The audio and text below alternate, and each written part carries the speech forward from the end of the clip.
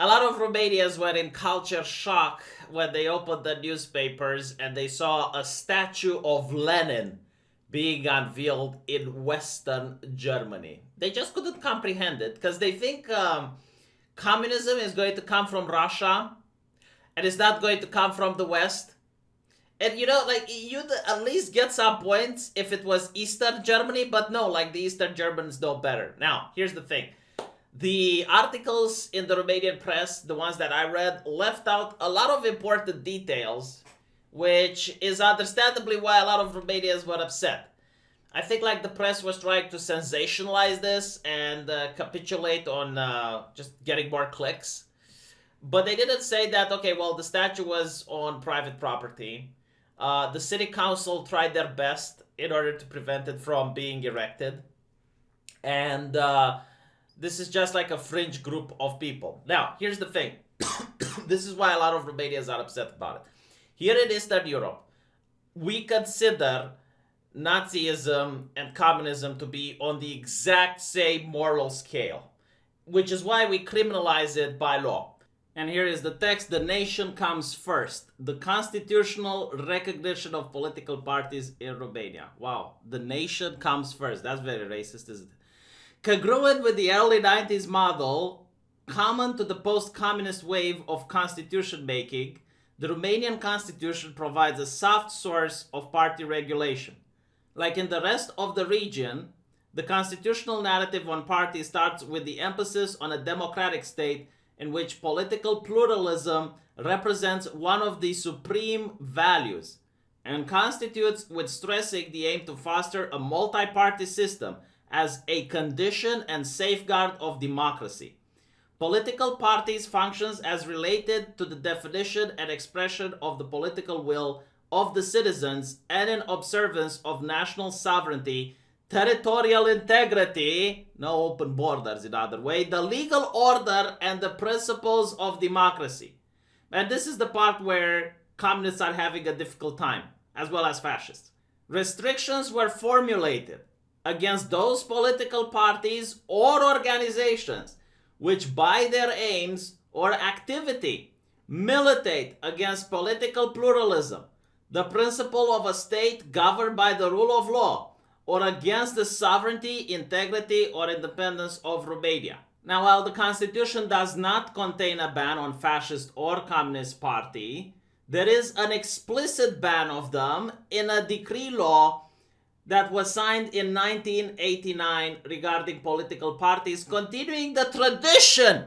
Do you see this? It's a tradition to ban these things. It's a tradition to put a ban on fascist and communist parties, and it started with the preventions of the communist constitutions. And by the way, like just so you know, there were other laws that weren't as explicit, but they had like the similar goal of abolishing communists from the academia. For example, forcing university professors to retire at the age of 70, I believe. Like, I actually spoke with one of the politicians that went with that law, and it's like, no, we just wanted to root out like the communist oligarch. Like that was the point. But people still find ways to work around it. It's like, well, we're not national socialists, we're democratic national socialists, like that type of shit. But it's still important to have like a statement, like we the people do not tolerate this shit. We view that these ideologies are incompatible with human rights, with liberty, freedom, and democracy. And as such, we do not tolerate this nonsense. Now, for how many years this is going to last, I do not know, because people are definitely trying to bring us back to the old ways of the past, shall we say. And it's really annoying when you see Westerners not understanding history. Like, a lot of people seem to enjoy communists because they view them as liberating Europe. Ask Poland how they got liberated by the Red Army. But when it comes to Germany, the Red Army did such atrocities to their country that it's unspeakable. And we're not talking about their soldiers, no, like the women and children that they found in Germany. So much atrocities that it's very difficult to consider yourself as the good guy. The UK and the United States didn't do that. I mean, I'm not going to say that they were angels because we're talking about warfare. War brings the beasts in, man. Like, for example, from what I know, the United States had a couple of camps for German soldiers, like German prisoners of war, and they just let them to die from starvation and dehydration in the elements. Like they just round them up and let them to die. And this was after the war. Like they didn't return those prisoners back home. So like you can say that yes, there were atrocities committed there. But the Russians, man, like the Guardian even released an article saying how German women would line up at the grocery store and they would talk and they would say like how many times, and they were like 7 or 8, and that was the number of times Russian soldiers forced themselves upon them that day. There was another documentary that I saw with a German lady, and she talks about how when she was a kid and didn't know better, she went to a poster with Stalin and started doodling things on it disrespectfully. So she was arrested. She was placed in a gulag where the guards constantly thrown themselves on her and savagely beaten her. And she lost decades of her life in that horrible place. And she was a kid, like it's just like no, the idea that the communists liberated Europe is something that I find appalling. They just replaced one murderous ideology with another. I mean, the Polish people know the best. Like in Poland, there was this historical grievance that they had because a lot of their officers and military personnel were captured by the Germans. And then when the Soviets came in, they said, well, we couldn't find them. And they accused the Germans for killing the soldiers. But now, as the KGB released the files, we know that not only did the communists were the ones that killed those officers because they thought, okay, well, when we occupy Poland, those people can make a insurrection against us. So not only did they kill prisoners of war, but they also tried to blame it on the Germans on the Nuremberg trials. Like, the communists were bad people. I can't believe I need to say this from Eastern Europe. Just because the Nazis were bad doesn't mean the communists were good. You can have two bad people. Like Game of Thrones, like this is the best example. Like Game of Thrones, how Joffrey was bad and he was really fucked up, okay? Do you know how Ramsay Bolton was also fucked up? Like those two entities can exist in the same universe. It's like, we're being liberated by the Lannisters from Ramsay Bolton. But yeah, Joffrey is still king. Like, that is kind of what happened here. God, like, I don't think these issues are complex at all. I think that people, when they read history, they just want heroes and villains. Like, they want good guys and bad guys. They can't think of complex issues. And this is why they're like looking, this side was just completely evil, and this side was just completely good, and there is no other conversation to be had. Okay? But anyway, so regarding the statue of Lenin, well, apparently several hundred people gathered for the ceremony, and they were waving Soviet flags, very disgusting. And a lot of people in Europe are saying, well, why did the Germans take half measures? Like, why didn't they ban communism as well? It's like, okay, you ban Nazis, we understand that. Why didn't you also ban communism? Like, didn't the Soviets did so much harm to your people by erecting that Berlin Wall and shooting people that tried to... Isn't the wall racist? Huh? Was the Berlin Wall erected by the Allies, the Westerners, or by the communists? But the installation of Germany's first large public statue of Lenin outside of the communist East Germany was fiercely opposed by many Germans. I find it interesting how they didn't oppose the statue of Marx. But, I guess it's like different cities, different people, and it's one thing to oppose the European Union. It's another thing to oppose some twats with flags. No, I'll tell you this. I wouldn't be shocked if these twats are also people that put on black clothing and black masks and then go on and do damage to private property and harass citizens when they disagree.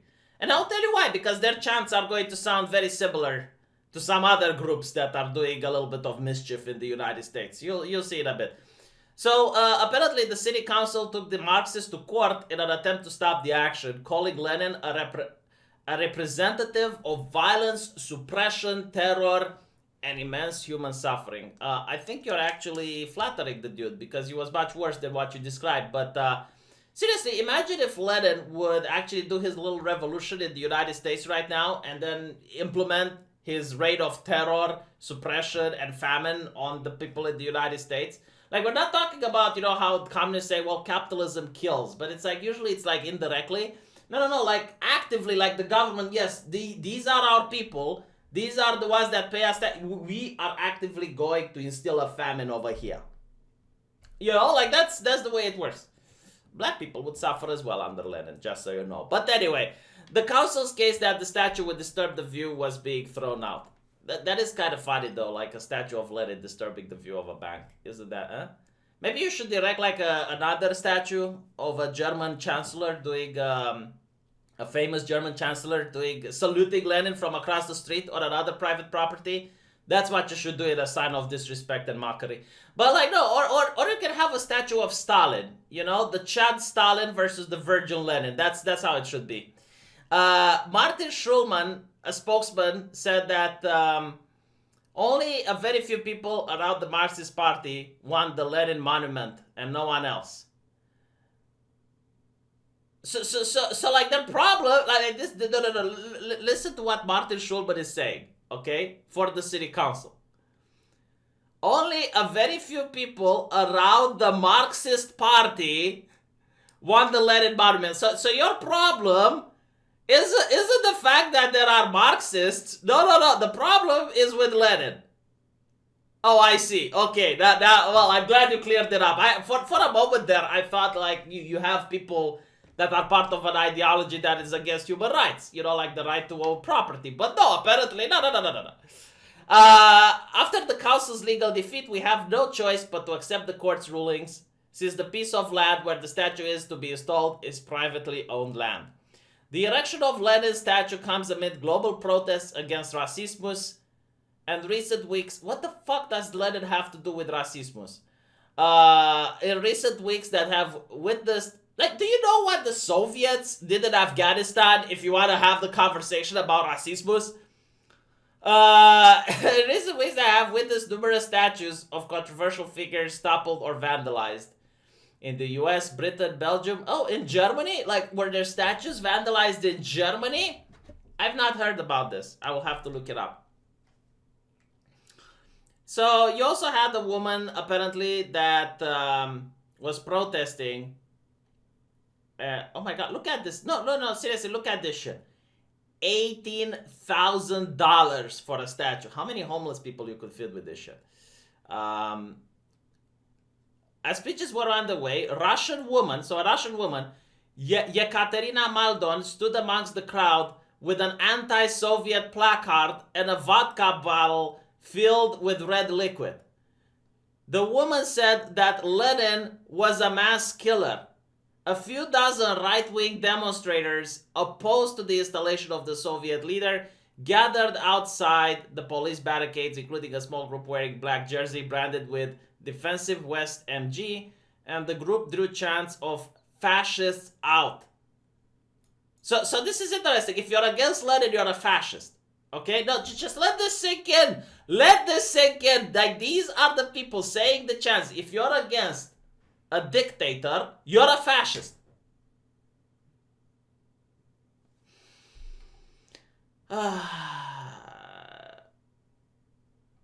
Short distance from the Defensive West group, supportive of Alternative for Deutschland, says, I love how the newspaper has to mention like right-wing, anti-immigrant political party. Well, you know what? They might be right-wing, they might be anti-immigrant, but they don't have a statue of fucking Lenin, do they? They're not waving communist flags now, are they? I would be shocked if they would be wearing far-right symbols and paraphernalia, but they aren't. Oh, look what the evil, no, seriously, look what the evil far-right-wing anti-immigrant political party is saying. Freedom instead of socialism. Oh, wow, how controversial. How controversial. Oh, I am bewildered by this shit. A monument to a mass murderer. Yes, this is probably what we're looking at. If there was a statue here to Hitler, we would oppose that too. Oh, look at the evil right-wing anti-immigrant political party disavowing Hitler. Are they saying there were bad people on both sides? Another protester next to him leaned in, socialism just doesn't work. We can see it everywhere from North Korea to Venezuela. These Marxist-Leninists want to bring back the past. Yeah, you'd wonder why people are agitated about this. Stefan Engel, the former head of the prestigious MLPD, says the organization aims to install the true version of socialism. Oh my fucking god. A political ideology which he told Gather Media was betrayed after Joseph Stalin died. Engels says the party is now planning. You know what really pisses me off, by the way? It's like every single time you have like what the press considers far right. Like, what does that even mean, far right? Because they're not saying Nazis, right? Like, they're saying far right. Like, anarcho-capitalist, what? Every time they're gathering and they're having a protest, they never actually go and ask the protesters, like the opposite side, but here they actually go out of their way to ask the Leninists. It's like, oh yes, we got betrayed by Joseph Stalin. Erect a statue of fucking Joseph Stalin in front of Lenin. I would pay for it. I would give more money to have like a Joseph Stalin statue to spy these people. It should be like a very child, you know, like Stalin looking like this to the future, to the grandiose future that the socialism is going to bring upon Germany.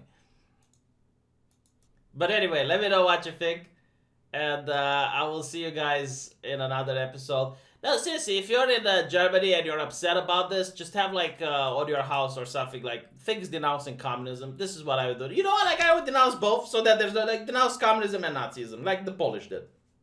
People in Poland did. Do that and see how the communists freak out.